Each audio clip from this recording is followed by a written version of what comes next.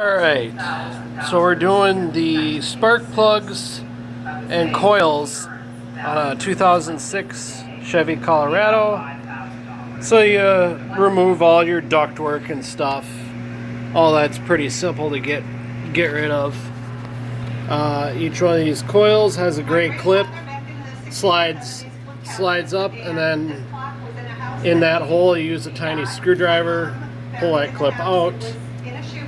So I got all those clips out for each one of those coils. So now I can unplug the coils and take them out. I believe I do have to move this or take this cover off to get this last coil out, because I think, yeah, it's pretty tight there. So I will disconnect all these and take the coils out, and I will be right back.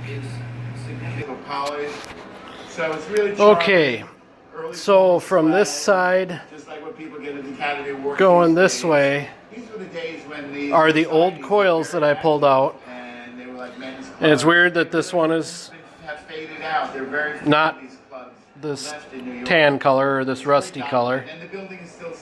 And this one, that way, start off with this one here and go that way. So this would be number 3,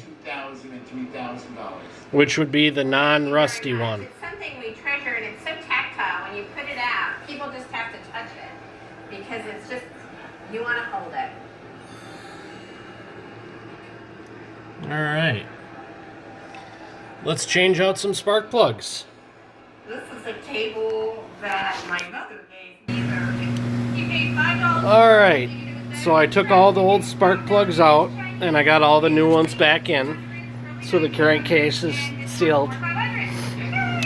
So I will have to look up the torque specs, and I don't know, I'll have to post a video on that, or maybe I should just do like a torque spec video. But yeah, I took them all out,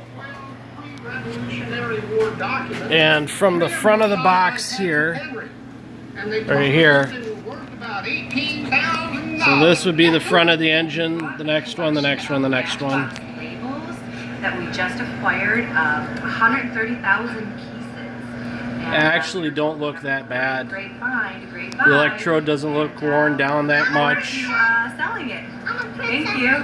There is some carbon deposits on them, but I'm Mark Wahlberg. Thanks for I watching. think you kind of expect that. On Antiques Roadshow. Alright, so I will get these torqued down and get the engine put back together and do a run check. See how she runs.